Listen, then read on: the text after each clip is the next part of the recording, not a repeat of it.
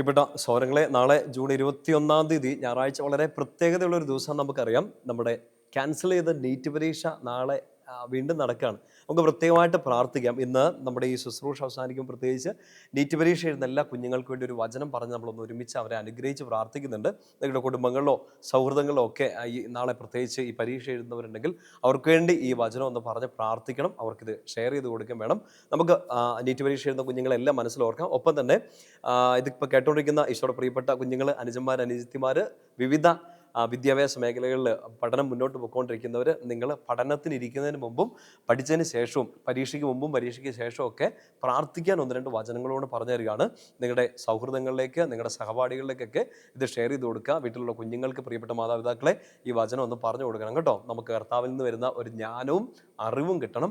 അത് കർത്താവ് നമ്മുടെ പ്രയത്നങ്ങളെയൊക്കെ അനുഗ്രഹമാക്കി മാറ്റണം. അപ്പോൾ പ്രത്യേകിച്ച് നമുക്ക് പരീക്ഷ എഴുതുന്ന എല്ലാ കുഞ്ഞുങ്ങൾക്ക് വേണ്ടി, നാളത്തെ പരീക്ഷ എഴുതുന്ന കുഞ്ഞുങ്ങൾക്ക് വേണ്ടി പ്രത്യേകമായിട്ട് പ്രാർത്ഥിക്കാം. ഒരു 100 മേനി ഫലം ചൂടാൻ കർത്താവ് അവരെ അനുഗ്രഹിക്കട്ടെ. പഠിച്ച കാര്യങ്ങളൊക്കെ ഓർത്തിരിക്കാൻ കർത്താവ് അനുഗ്രഹിക്കട്ടെ.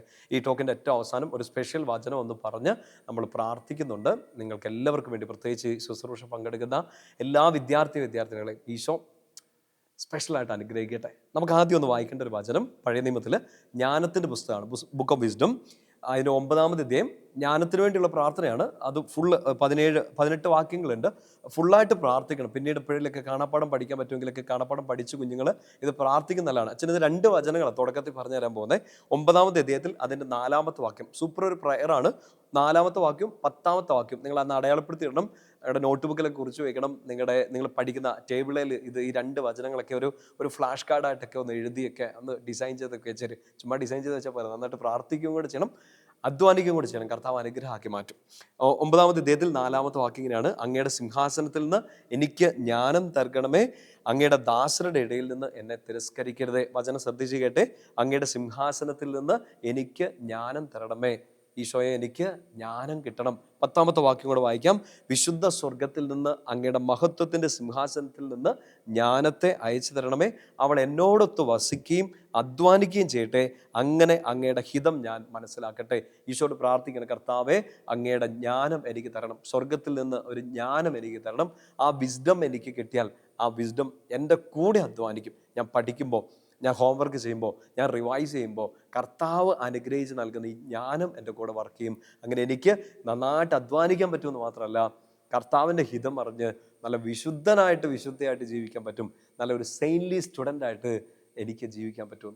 പരീക്ഷ ഹാളിലൊക്കെ കയറുന്നതിന് മുമ്പ് ഈ വചനവും കൂടെ ഒന്ന് പ്രാർത്ഥിച്ചിട്ട് കാരണം കേട്ടോ. ജ്ഞാനത്തിൻ്റെ പുസ്തകം 9-ാമത്തെ അധ്യായത്തിൽ 4-ഉം 10-ഉം വാക്യങ്ങൾ. മറ്റൊരു വചനം നമുക്ക് പരീക്ഷയ്ക്ക് മുമ്പോ ഇല്ലെങ്കിൽ പരീക്ഷയ്ക്ക് ശേഷമോ ഒക്കെ പ്രാർത്ഥിക്കാൻ പറ്റുന്ന നല്ലൊരു വചനമാണ്. സുഭാഷിതങ്ങൾ, ബുക്ക് ഓഫ് പ്രോവർബ്സ് 2-ാമത്തെ അധ്യായം അതിൻ്റെ 6-ാമത്തെ വാക്യം. ഒന്നുകിൽ നിങ്ങൾക്ക് ഇതും പരീക്ഷയ്ക്ക് മുമ്പ് പഠിക്കുന്നതിന് മുമ്പൊക്കെ പ്രാർത്ഥിക്കാം, ഇല്ലെങ്കിൽ പരീക്ഷ കഴിഞ്ഞിട്ടായാലും ഈ ഒരു വചനം ഒന്ന് പറഞ്ഞ് നന്ദി പറഞ്ഞ് പ്രാർത്ഥിക്കുക. 2-6 സുഭാഷിതങ്ങൾ: എന്തെന്നാൽ കർത്താവ് ജ്ഞാനം നൽകുന്നു, അവിടുത്തെ വചനത്തിൽ നിന്ന് അറിവും വിവേകവും പുറപ്പെടുന്നു. ജ്ഞാനവും അറിവും കർത്താവിൽ നിന്ന് പുറപ്പെടുന്നു. എന്ന് വെച്ചാൽ ഈശോയുടെ മടിയിലിരുന്ന് ഞാൻ ഈ പരീക്ഷയ്ക്ക് ഒരുങ്ങുന്നു. ഈശോയുടെ മടിയിലിരുന്ന് എനിക്ക് ബുദ്ധിമുട്ടുള്ള ഈ സബ്ജക്റ്റ് ഞാൻ ഒരുങ്ങുന്നു. എനിക്ക് ടെൻഷൻ വരുമ്പോൾ ഇത് പഠിച്ചാൽ തീരുമോ, ഞാൻ പഠിക്കുന്നതിൻ്റെ ചോദ്യത്തിനൊക്കെ ഉത്തരങ്ങളൊക്കെ എനിക്ക് എഴുതാൻ പറ്റുമോ, ഇല്ലെങ്കിൽ ഞാൻ പഠിച്ച ചോദ്യങ്ങളൊക്കെ ആയിരിക്കും വരുന്നത്. ടെൻഷൻ വരും. ടെൻഷൻ വന്ന് മിക്കവാറും നമ്മുടെ മാർക്കൊക്കെ നമ്മൾ കുളവാക്കും. ഇതേ കർത്താവിൽ നിന്ന് അറിവും ജ്ഞാനവും വരുന്നു. അതുകൊണ്ട് ഞാൻ എന്നാ ചെയ്യുന്നു? I submit myself totally to him. ഞാൻ ഈശോയുടെ മടിയിൽ നിന്ന് പഠിക്കുന്നു. ഇനി ഇച്ചിരി ടെൻഷൻ വന്നാലും ഞാൻ ഈശോയുടെ മടിയിലിരിക്കുന്നു. എൻ്റെ പ്രിയപ്പെട്ട സ്വരങ്ങളെ, വലിയ അനുഗ്രഹമായിട്ട് മാറും. നമുക്ക് പ്രത്യേകിച്ച് ഈ 2 വചനങ്ങൾ പറഞ്ഞ് പ്രാർത്ഥിക്കണം. ഒപ്പം തന്നെ ഈ സമയം നമ്മൾ നാളെ നീറ്റ് പരീക്ഷ എഴുതുന്ന എല്ലാ മക്കളെ അനുഗ്രഹിച്ച് പ്രാർത്ഥിക്കാൻ വേണ്ടി പോവാണ്. നമുക്കൊരു വചനഭാഗം എടുത്ത് പ്രാർത്ഥിച്ചുകൊണ്ട് അത് ചെയ്യാം. സുഭാഷിതങ്ങളുടെ പുസ്തകത്തിൽ തന്നെ 16-ാമത്തെ അധ്യായം അതിൻ്റെ 3-ാം വാക്യം, പ്രൊവേർബ്സ് 16:3: നിന്റെ പ്രയത്നം കർത്താവിൽ അർപ്പിക്കുക, നിന്റെ പദ്ധതികൾ ഫലമണിയും. കാണാതെ അറിയാവുന്ന വചനമല്ലേ? നിന്റെ പ്രയത്നങ്ങൾ കർത്താവിൽ അർപ്പിക്കുക, നിന്റെ പദ്ധതികൾ ഫലമണിയും. പ്രിയപ്പെട്ട സൗരങ്ങൾ, ഈ സമയം നമുക്കൊന്ന് ഒരുമിച്ച് പ്രാർത്ഥിക്കാം. നാളെ ഞായറാഴ്ചയാണ്.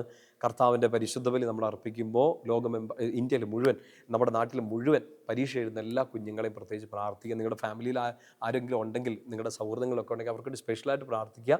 ഇല്ലെങ്കിൽ ഒരു ജനറലായിട്ടൊരു മധ്യസ്ഥ പ്രാർത്ഥന നാളെ കുർബാനയ്ക്ക് നിങ്ങൾ പ്രാർത്ഥിക്കണം. ഞാനും കുർബാന അർപ്പിക്കുമ്പോൾ പ്രാർത്ഥിച്ചോളാം.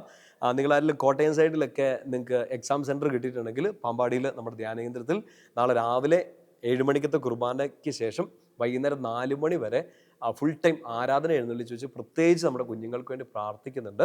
പ്രിയപ്പെട്ട നോബിളച്ചനും ഷിബിനച്ചനും ഒക്കെ ഇവിടെ ഉണ്ടാവും. നിങ്ങൾ ഈ ഒരു ശുശ്രൂഷയിൽ നിങ്ങൾക്ക് ദൂരെയൊക്കെ ആയിരിക്കുന്നവർക്ക് ഇത് പങ്കെടുക്കാൻ പറ്റില്ല. നിങ്ങൾ ആരെങ്കിലുമൊക്കെ മാതാപിതാക്കൾ കുഞ്ഞുങ്ങൾക്ക് വേണ്ടിയൊക്കെ പ്രാർത്ഥിക്കാനൊക്കെ ആഗ്രഹമുണ്ട്, മാറി നിന്ന് ആരാധനയ്ക്ക് ഇരിക്കണം എന്ന് ആഗ്രഹമുണ്ട്. പ്രത്യേകിച്ച് കുഞ്ഞുങ്ങൾ പരീക്ഷ എഴുതുന്ന സമയത്ത് എവിടെയെങ്കിലുമൊക്കെ, ഇപ്പോൾ കോട്ടയം സൈഡിലൊക്കെ ഉള്ളവർ ഇങ്ങോട്ട് വരിക, അല്ലെങ്കിൽ എവിടെയെങ്കിലുമൊക്കെ ഒരു ആരാധന ചാപ്പലിൽ പോയി ആ പരീക്ഷയുടെ സമയത്ത് മാതാപിതാക്കൾ നന്നായിട്ട് പ്രാർത്ഥിച്ചു, ഒരുമിച്ച് പ്രാർത്ഥിച്ചു. നിങ്ങളുടെ മക്കൾക്കൊരു വലിയ അനുഗ്രഹം കർത്താവ് തരും.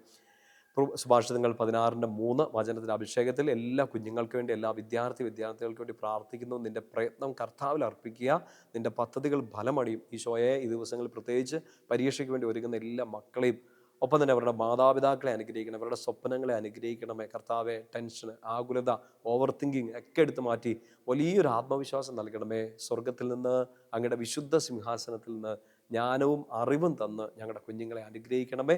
നമ്മുടെ കർത്താവ് ഈശോ മിശിഹായുടെ കൃപയും പിതാവായ ദൈവത്തിൻ്റെ സ്നേഹവും പരിശുദ്ധാത്മാവിൻ്റെ സഹവാസം കൂടി ഉണ്ടായിരിക്കട്ടെ, ഇപ്പോഴും എപ്പോഴും എന്നേക്കും. ആമേൻ. ഈശോ മിശിഹായ്ക്ക് സ്തുതിയായിരിക്കട്ടെ.